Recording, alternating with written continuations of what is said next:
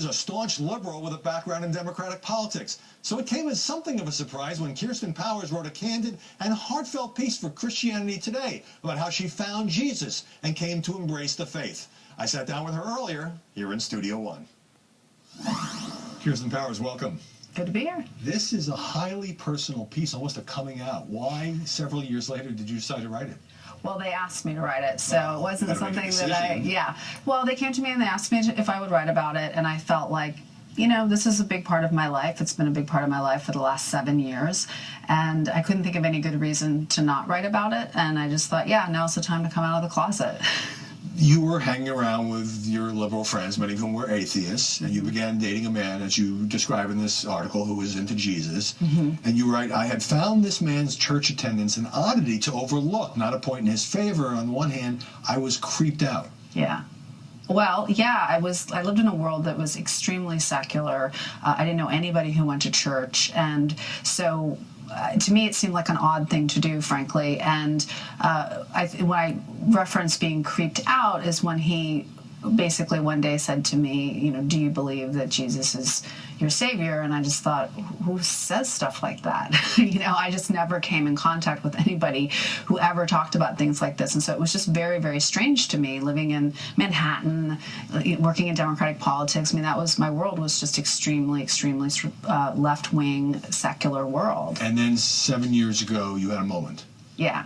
Yeah, well, as I recount in the piece, I had an experience. But the thing is, I just want to be clear, it wasn't a one-moment kind of thing. It was something that over a year, probably, of going to church and studying the Bible and a lot of different things. And then I had this experience where I had a dream, and that sort of upended my world a little bit, and that I at first just thought was just a dream, you know, and I didn't, because I didn't really believe in things like that. And maybe it was just a dream, I don't know, but it put me on a path of then sort of seeking out to learn more about it. I ended up in a Bible study, and that the rest is sort of history. And even then, you write, the horror of the prospect of being a devout Christian crept in almost immediately. I spent the next few months doing my best to wrestle away from God. Yeah. Why? It was a real culture shock for me, and still sometimes is, honestly. It was a world that was completely new to me. It was a world where most of the people I came in contact with were conservative.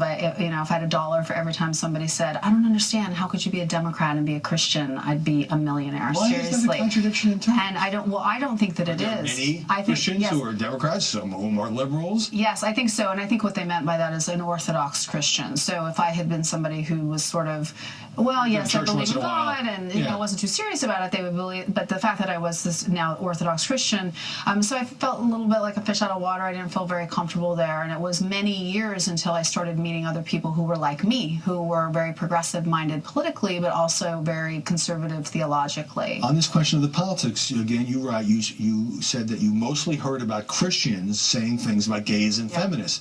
Is that because the media concentrate on those kinds of, some would say, inflammatory comments? Yes and no. I think that, yes, the media is not the most Christian-friendly place in the world for the most part, but at the same time, a lot of these Christians bring it on themselves. They are saying these things, after all. You do have people, you know, coming out and saying, oh, 9/11 happened or Hurricane Katrina happened because of lesbians. So they are bringing it on themselves.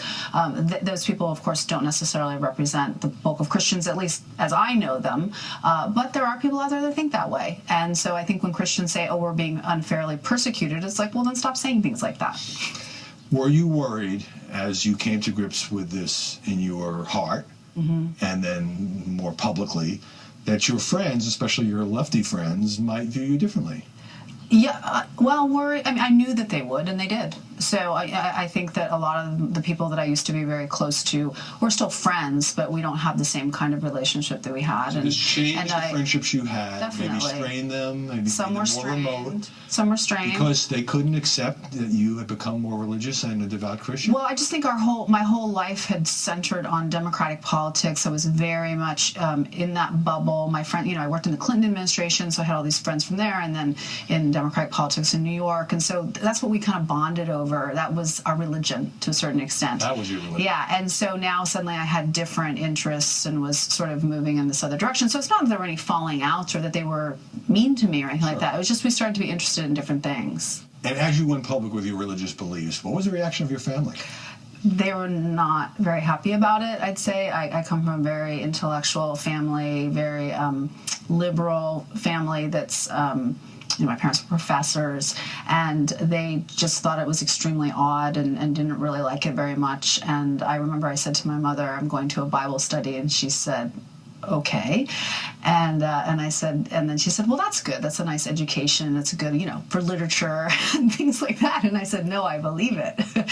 And she sort of said, okay. Very briefly, the reactions to your piece and whether it surprised you. Very positive. Yeah, I was surprised. And I got so many emails. And I even heard from some of my friends who are atheists who really were interested in it and appreciated it and were inspired by it. So, I was really welcome and nice response. Kirsten Powers. Still